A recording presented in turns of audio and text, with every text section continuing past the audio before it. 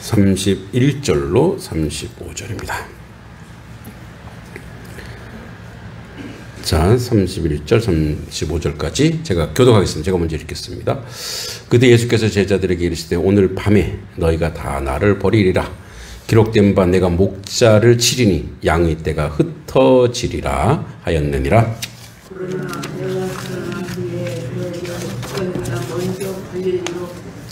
베드로가 대답하여 이르되 모두 주를 버릴지라도 나는 결코 버리지 않겠나이다. 예수께서 이르시되 내가 진실로 네게 이르노니 오늘 밤 밥 물기 전에 네가 세 번 나를 부인하리라. 함께 베드로가 이르되 내가 주와 함께 죽을지언정 주를 부인하지 않겠나이다 하고 모든 제자도 그와 같이 말하니라. 아멘. 네, 예수님께서 이제 십자가에 못 박혀 돌아가기 전날 밤에 제자들과 그 어려운 길을 걷는 데 있어서 제자들에게 먼저 예고하시는 장면입니다. 제가 이제 책 쓰는 거를 이제 상반기에 끝내고 조금 쉬어가야지 했는데 이게 이제 습관이 되다 보니까 우리 출판사 사장님이 7월 달에 그래도 가볍게 한 권을 좀 써보자고. 그래서 이제 새벽에 좀 일어나서 글을 쓰고 있는데 이제 요즘에는 이제 경제에 대해서 이제 성경적 경제관에 대해서 예전에 고민했던 부분들을 이제 정리해 쓰고 있는데 그래서 이제 이렇게 이제 책을 좀 쉽게 써야 되니까 여기저기 예화를 보다 보니까 그래서 이제 은혜 받은 게 하나 있어요. 이제 꽤 오래된 얘기니까 시골에 축복에 쌀 한 바가지인가? 성로들이 이제 왜 옛날에는 성미라 그랬죠. 성미. 그 목회자한테 주는 거 말고 그 옆에다가 이웃에게 주는 쌀을 이렇게 한 바가지씩 이제 집에서 가져오는 거예요. 예배 때마다 가져오는 거 이렇게. 이제 그걸 가지고 이제 쌓아지니까 주변에 이제 예전에는 왜 그래도 끼니를 거르는 분들이 있잖아요. 지금은 좀 안 그래도 거기를 도와주는 거예요. 그러면서 갑자기 제가 이제 가슴 속에 도전을 받는 거예요. 우리가 이제 우리 주일날 그 헌금하고 하지만 그거는 물론 우리가 이웃도 구제도 하고 성교비도 쓰고 교회 재정을 하는데 그 순간 갑자기 그걸 하고 싶은 거예요. 제가 근데 이제 지금은 이제 쌀을 모으는 시대는 아니잖아요. 그래서 막 생각한 게 하나가 뭐냐면 이거는 우리가 축복받는 길이구나. 그래서 이제 생각한 게 저 옆에다가 이만한 함을 놓고 1,000원의 축복. 그러니까 이제 1,000원 있죠.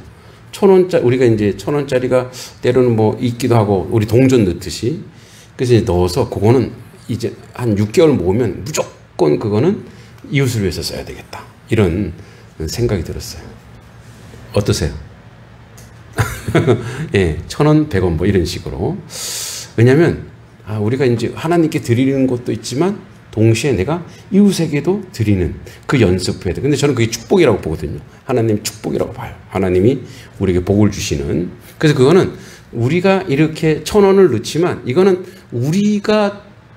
내가 축복받는 거지. 예, 그죠? 내가 축복받는. 그래서 이게 원래 유대에는 문화가 있어요. 유대 문화. 째다카라 그래서. 어린아이들을 어른들 가정에 째다카라 그래갖고 집에다가 이 통장을 이렇게 우리 그 돼지저금 통장처럼 이렇게 아버지, 어머니, 아들 이런 식으로 해갖고 넣어놔요. 그리고 이제 동전이 생길 때마다 넣는 거예요. 그러면 그게 다 채워지잖아요. 그러면 온 가족이 회의를 해요. 이렇게 무슨 회의 할까요? 야 이거 가지고 내가 자전거 살까? 아니에요. 그 째다카는 이웃을 위해란 뜻이 이웃을 위해. 그래서 그하고 회의하는. 근데 이제 내가 누굴 도와주기로 했는데 도움받는 사람이 기분 나쁘게 도와주면 안 되잖아요. 아주 은밀하게 모르게 그렇게 회의를 하는 거예요. 제다카. 그래서 항상 남을 돕는 거를 연습을 하는 거예요. 남을 돕는 거를.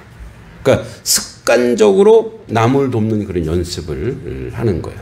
그래서 우리 공방 아이들에게도 이제 이 훈련을 좀 시키려고 하는데, 그래서 우리도 이렇게 이제 제가 보니까 100원짜리, 500원짜리는 나중에 이거 계산이 되게 힘드는데 그냥 1000원짜리가 되게 좋겠다 이런 생각이 들더라고요. 그래서 1000원의 축복 이렇게 해서 한번 우리가 해봤으면 좋겠어요. 그러면 이제 한 6개월 뒤에 겨울이 되면 또 우리 주변의 교회들 어려운 곳에 우리 재정에서도 안 나가고 그냥 이렇게 이제 티끌 모아 태산이라고 하면 좋겠다.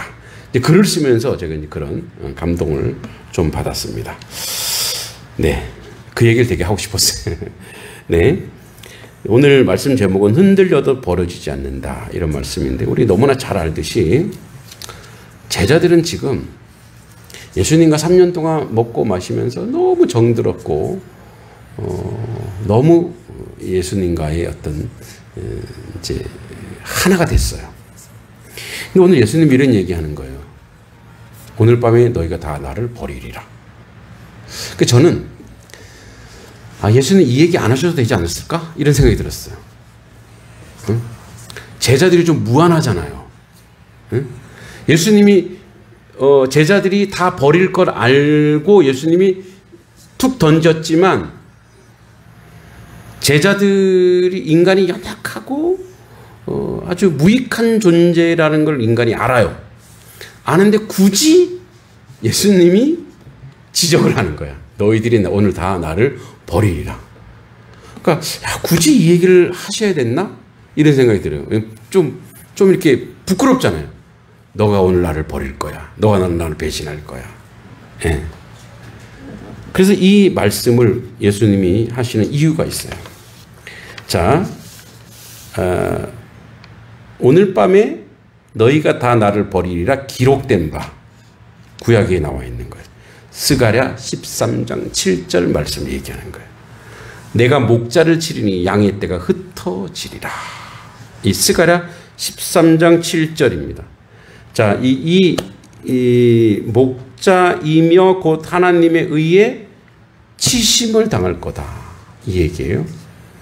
그러니까 여기 중요한 신학적 메시지는 예수님의 고난은 우연이 아니라 성경대로 이루어진 거다. 즉 제자들에게 어떤 얘기를 하고 싶냐면, 너희가 오늘 나를 배신할 거야.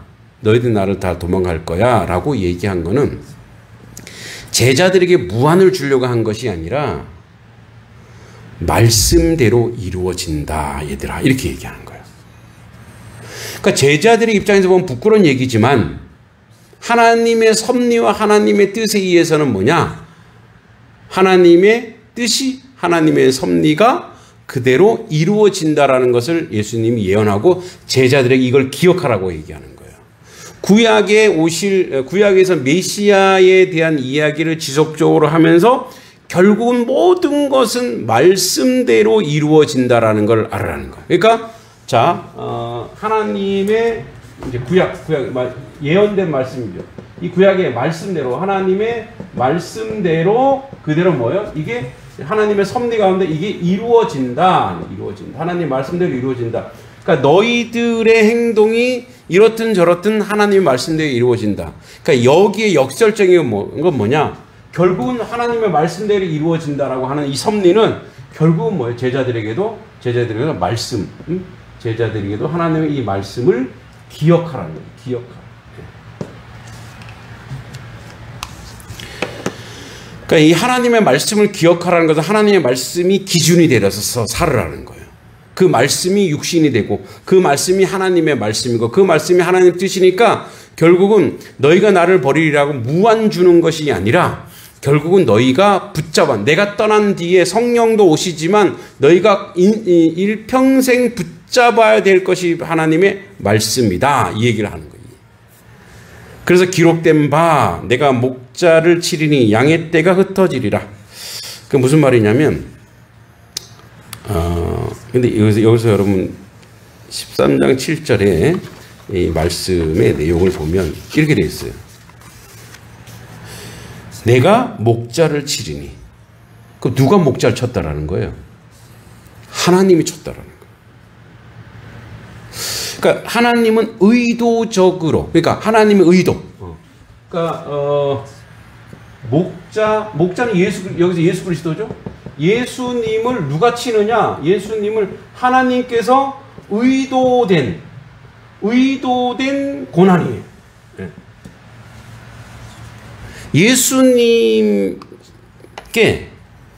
예수님의 고난은 하나님의 섭리와 하나님의 계획과 하나님의 의도. 그래서 뭐예요? 로마 병정이니 뭐 바리새인이니 이런 사람들 다 뭐예요? 도구로 다 하나님이 쓰는 거. 결국에는 하나님께서 이 구원의 계획. 그래서 죄 없는 자 예수 그리스도가 고난당하고 십자가에 못 박아 죽어야 온 인류가 살아나는구나. 그리고 그 과정 속에서 인간의 연약함이 무엇인지 알게 되는구나. 우리의 현실이 무엇인지 알게 되는 것을 우리에게 알려주고 있는 거예요. 그래서 아까도 얘기했지만 예수님의 고난은 하나님의 섭리에 따라 하나님의 뜻에 따라 제자들이 도망을 가고 그들의 실패조차 하나님의 계획 안에 하나님의 커다란 섭리 가운데 있었다라는 것을 우리가 상기해야 되는 거예요. 그럼 우리는 또 이렇게 생각할 수 있어요. 그럼 뭐 우리가 뭐 할 게 아무것도 없네. 하나님이 다 하시면 우리는 그냥 거기 따라가면 되겠네. 이걸 운명론이라 그래요. 운명론. 네. 그러니까 이제 세상이나 불교에는 운명이다. 뭐 책 제목도 운명이다. 뭐 이런 책도 있죠. 운명이다. 그거는 세속의 운명이다라고 하는 것은요. 섭리와 틀립니다. 우리가 운명과 그 운이죠. 운. 여러분 그 사람이 돌아가시면 뭐라 그래요? 목숨이 끊어졌다 그랬죠. 이 목숨이 뭔지 아세요? 목숨. 숨은 뭐예요? 숨은 대신 이게 숨이에요. 이게 숨이에요. 목은 원래 여기에 이 몫이에요. 목. 그 사람의 목. 응? 그 사람의 목에 숨이 있는데 그 사람이 이 땅에 태어날 때 그 사람의 몫에 숨이 있대요. 그 몫의 숨을 끝냈다라는 거야. 네. 이거랑 똑같아요. 운명이랑. 그러니까 정해져 있는 거야. 그 사람의 목숨. 자, 운명, 목숨은 다 이제 불교적 용어인데 이런 거예요. 섭리와 어떤 차이가 있느냐? 이거는요. 목적이 없어요. 네. 운명이다. 그래서 우리가 왜 운명이다는 말을 언제 써요? 뭐 엄청 노력했는데 안 되네? 그럼 어떻게? 그래, 운명이야, 운명. 내 인생의 운명이다. 이건 뭐냐면 포기예요, 포기. 예, 자포자기. 목표가 없어요. 그러니까 이 운명이나 목숨이 이 세속적 이거와 하나님의 섭리는 이거는 뭐 하나님의 계획 안에 이루어지고 하나님의 계획, 하나님의 설계 안에 이루어지는 거예요. 하나님의 역사 안에 이루어지는 거예요. 그러면 운명과 섭리는 완전 차이가 있죠. 근데 하나님이 다 하신다며. 근데 하나님이 하시는데 어떻게 하시느냐? 하나님은 인생들을 통해서 하시기 때문에 우리 인생이, 자 보세요. 섭리 가운데 하시는 하나님이 우리 인생을 하나님이 사용하시는 거예요. 근데 거기에 반응하는 게 우리에게 자유의지가 있는데 거기에 반응했냐 안 했냐 이 차이예요. 그래서 이제 여러분 그 베드로가 그런 얘기죠. 또 바울도 동일한 얘기를 했는데 나는 날마다 우리는 날마다 구원에 이르기를 힘쓴다는 말을. 아니 구원받으면 무슨 구원에 이르기를 힘쓴다고 얘기해요? 자, 예정론과도 좀 연결되는데 좀 어려운 듯 해도 잘 들어보세요. 섭리는 우리의 인생에 뭐죠? 인생에 반응이 있어요. 응답이 있어요. 응답. 우리 인생이 응답하는 거예요. 자, 제가 하나님의 뜻에 응답할 수도 있고 응답 안 할 수도 있어요. 그건 우리 자유의지. 하나님 우리에게 뭘 주셨어요? 우리 로봇가 아니거든. 우리는 운명론자가 아니거든요. 어쩔 수 없이 사는 인생이 아니거든요. 우리는 뭐 목숨이 있어서 그럼 난 내 목숨만 살래. 아니거든요. 뭐예요? 우리는 뭐냐? 인생의 하나님의 섭리 안에 사는데 어떤 인생은 하나님의 섭리에 반응하는 사람이 있고 어떤 사람은 반응하지 않는 사람이 있어요. 반응할 때만이 하나님의 구속 안에 들어오고 하나님의 뜻 안에 들어오고 하나님의 섭리 안에 들어오는 거예요. 그럼 그 반응도 누가? 성령 하나님이 인도해 주시는 거예요. 그래서 그거는 운명이 아니고 그거는 섭리예요. 그러니까 하나님의 섭리이기 때문에 우리가 어떻게 할 수가 없어요. 그건 하나님의 주권이니까. 섭리이자 하나님의 섭리이자 하나님의 주권이에요. 주권. 자, 나는 나에 대해서 하나님이 자 내가 너를 목회자로 부르겠다 했을 때 노 할 때가 있었어요. 아닙니다. 근데 결국 하나님은 어떻게? 하나님의 섭리로 하나님의 끈질김으로 목사를 만들어 놓고 마는 거예요. 하나님의 고집은 알파 오메가니까. 이게 섭리예요. 섭리. 그래서 인간이 그때 A시대에 반응하지 않아도 B시대에 반응하는 C시대 하나님의 뜻과 섭리를 이루고 가시는 거예요. 그래서 하나님은 이 섭리는 뭐냐? 하나님은 하나님의 목적을 반드시 이루시는 분이 하나님이에요. 할렐루야.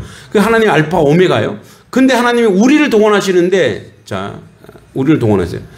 우리가 여러분 애굽에서 종되었을 때에 하나님이 여러분 애굽에 10가지 재앙을 주죠. 10가지 재앙은 우리 유대인 입장에서는 야, 고소하다. 응? 잘 됐다 그러지만 이 10가지 재앙은 누구에게 주는 경고냐면 바로 왕에게 주는 경고였어요. 10번의 기회를 줬단 말이에요. 근데 바로 왕이 뭐라 해요? 완악하여. 응답을 못한 거예요. 결국은 뭐예요? 망하는 자리로 가는 거예요. 그래서 여러분, 결과론적으로, 이걸 이제 우리가 예정론이나 결과론적으로, 현재 지금 여러분이 이 예배당에 앉아있고 예수 그리스도를 믿는 거는 위대한 축복이에요. 왜냐하면 응답을 안 하는 자리에 갈 수도 있잖아요. 그죠? 응답을 안 할 수도 있잖아요. 자, 제가 이 단석교회 오는 거는 왔을 때 하나님이 저를 부르셨을 때 제가 응답한 거예요. 반응한 거예요. 그러니까 하나님 어떻게 해요? 들어 쓰시는 거예요. 그 계획 안에 있는 거예요. 그러니까 여기서 하나님의 목자를 치리니 의도적으로 주시는 고난이에요. 어떤 일을 이루기 위해서? 예정된 주님의 순환과 십자가와 부활과 온 인류의 구원의 역사를 이루기 위한 하나님의 아주 큰 그림, 우리 요즘 그런 말을 하죠. 큰 그림이라고. 하나님의 큰 그림이 있어요. 자, 제가 여기 왔을 때 하나님께서 저를 통한 그림을 그리셨을까요? 안 그리셨을까요? 그랬겠죠. 근데 지금에 있는 모습이 다가 아니라고 저는 생각해요. 근데 앞으로 어떻게 이루어질지 저는 몰라요. 그런데 단지 오늘 내가 하는 건 뭐냐? 오늘 내가 하나님의 섭리 안에 있으니까 나는 뭐야? 거기에 반응하고 응답하는 거예요. 그냥 거기에 반응하고 응답하여서 뭐야? 하루하루 순종하는 거예요. 하루하루 주의 뜻대로 살아가는 거예요. 결과는 몰라요. 어떤 결과일까? 결과를 고대하고 그래서 나는 뭐 나중에 뭐 여기에 뭐 엄청 큰 건물을 짓고 학교도 짓고 뭐 제 소망이에요. 뭐 학교, 독서 학교를 탁 해갖고 진짜 애들을 딱 와서 책을, 여러분, 저는 이상하게 우리 애든 남의 자식이든 걔가 책 읽고 있으면 배가 불러요. 여러분, 그래, 안 그래요? 책 보고 있으면 배가 불러요. 공부하고 있으면 막 마음이 평안해요. 게임하고 있으면 어떻게 해요? 아, 저놈의 핸드폰을 갖다가 확 치워버리든가 해야지. 이렇게 된 거예요. 그죠? 그러니까 그 아이가 아주 생산적인 일을 하고 건전한 일을 하면 막 배가 부르단 말이에요. 그러니까 그걸 하고 싶은 내 욕망이, 그건 내 욕망이에요. 하나님은 하나님의 계획이 있는 거예요. 자, 그래서 쳤어요. 그러나 내가 살아난 후에 또 얘기하죠. 이게 안 들려요, 제자들에게. 그러나 내가 살아난 후에 예수 계속 얘기하잖아요. 너희보다 먼저 갈릴리로 가리라. 그러니까 제자들에게 야, 너희들 다 나를 배신할 거다. 여기에 방점이 찍히면 안 돼요. 내가 살아날 거야의 방점이 찍혀야 돼. 근데 제자들은 죄가 있기 때문에 자기들이 도망갈 것이라고 하는 거에 딱 각인이 돼버리는 거예요. 그 다음 말이 안 들려. 내가 다시 살아날 거야. 근데 이 얘기를 예수님이 복음서에도 몇 번 하냐면 3번이나 해요. 3번. 반복 학습을 한단 말이에요. 계속 반복하는데도 안 들려요. 안 들려. 그때는. 예? 그래서 뭐라 그래. 자, 내가 살아나는 너희보다 먼저 갈릴리로 갈 거야. 너희들이 우리의 여정, 우리의 공동체. 거기 내가 먼저 가 있을 거야. 그러면 제자들이 주님 부활하십니까? 이거에 가야 되잖아요. 주님의 부활. 근데 베드로가 대답해 이르되 모두 거기에 상처받은 거야. 예수님, 제가 어떻게 예수님을 버립니까? 제가 수제자인데 어디에 머물러 있냐면요. 인간적인 거에 머물러 있어요. 인간적인. 하나님의 뜻과 하나님의 섭리를 생각지도 못하는 거, 인간의 사고와 인간의 생각이 머물러 있다 보니까, 아니, 모두 주를 버릴지라도 나는 결코 맹세코 버리지 않겠나이다. 라고 베드로가 지금 뭐 하고 있어요? 맹세하고 있어요. 인간이 약하면요, 맹세해요. 나는 절대 안 그래. 누가 뭐 막 그러면 이게 찔리잖아요. 이렇게 뭔가 딱 찔리잖아요. 그럼 난 절대 안 그래. 이렇게. 여러분, 성경이 얘기하죠. 맹세하지 말라. 하늘로도 말고 땅으로도 말고. 하늘은 하나님이 보좌요. 땅은 뭐야? 임금의 발등상이 있다. 너 임금 앞에서 내 맹세할 수 있어? 못 지킬걸? 너 못 지키면 죽음이야. 하나님 앞에서 뭐예요? 하나님을 만홀히 여기는 거야. 그래서 맹세하지 말래. 맹세하지 말래. 근데 예수께서 이르시되 내가 진실로 내게 이르노니, 아주 구체적으로 베드로에게 얘기합니다. 구체적으로. 오늘 밤 닭 울기 전에 내가 3번 나를 부인하리라. 3번이나 부인하리라.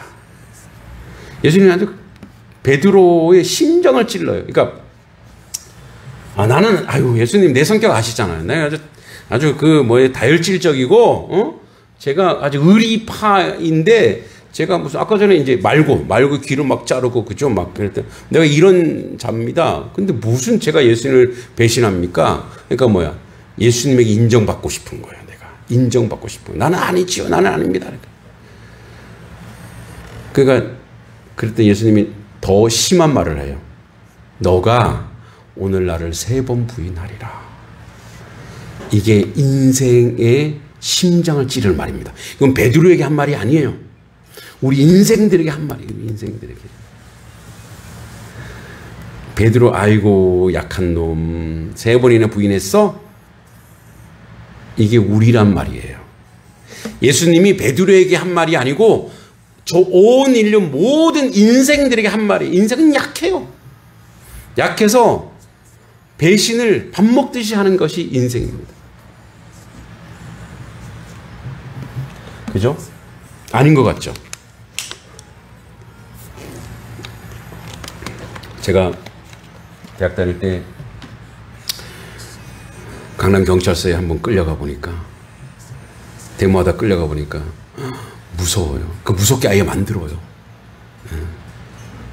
그래서 뭐 우리 텔레비전에 야 누구 어딨어 불어 이러면 안 부릅니다 이렇게 하잖아요. 얼마 못 갑니다. 다 무너져요 인생은. 그래서 어떻게 어디 거 다 얘기할 수 있게 너무너무 무섭거든요. 이게 본능이에요, 본능. 그러니까 누가 딱 때리면 아파요, 안 아파요? 똑같아요. 똑같아. 그런데 육체적 고통만 주는 게 아니거든요. 정신적 고통을 줘요. 정서적 고통을 줘요. 너네 아버지 뭐 하는 거 내가 알아. 네 동생 뭐 하는 거 우리가 다 알아. 너네 아버지 부모한테 이런 일을 당하면 어떻게 하려고 그래. 그 겁을 주는 거야. 그러니까 어떻게 해? 나 때문에 내 고생한 부모가 피해를 당하면 어떡하나. 고통을 당하면 어떡하나. 그래서 와르르 무너지는 거예요. 이게 인생이 인생. 그래서 의리파, 세상에 의리파 없습니다. 다 배신하게 돼 있어요. 베드로가 한 번 더 강력하게 얘기합니다. 이게 인간이 약하면 약할수록 소리가 더 꽹가리를 더 크게 쳐요. 약하면 약할수록. 베드로가 이르되 내가 주와 함께 죽을지언정, 그죠? 주를 부인하지 않겠나이다 하고 모든 제자도 그와 같이 말하니라. 우리가 배신하냐? 요한, 야고보 배신할 거야?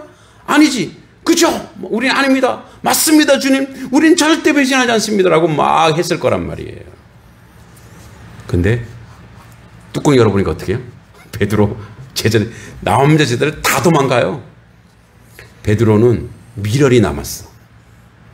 그래서 그 여종 하나가 저 사람 맨날 그 앞장서던 그 앞잡인데 그랬더니 아니라고 마지막 내가 하나님 앞에 맹세코 아니라고 이 얘기까지 해요. 누구 앞에서 그래요?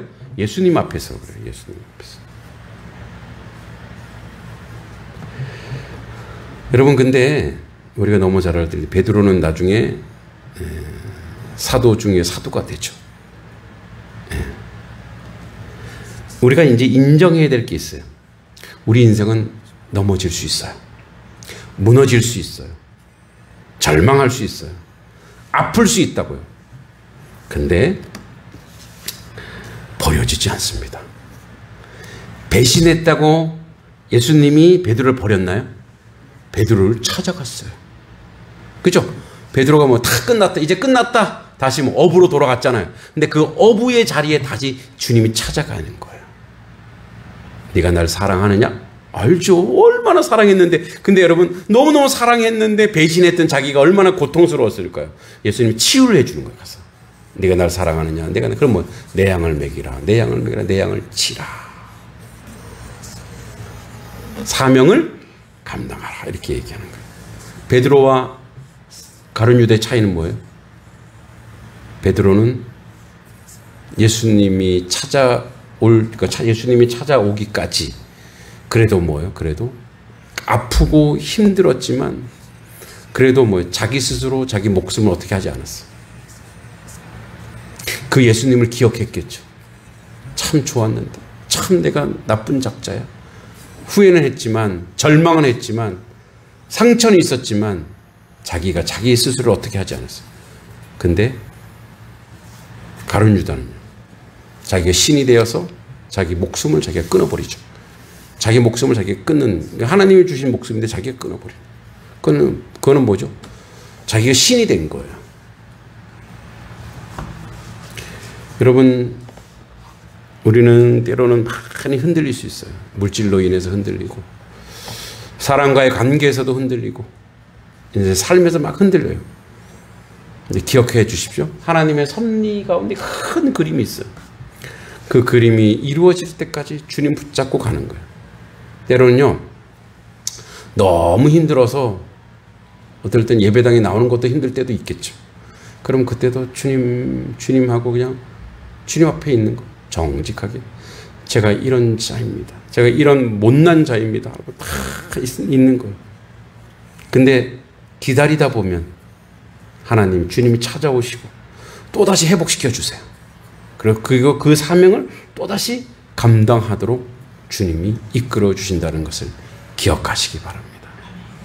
우리는 베드로와 다를 바가 없는 존재고, 그러나 하나님은 우리를 버리지 않습니다.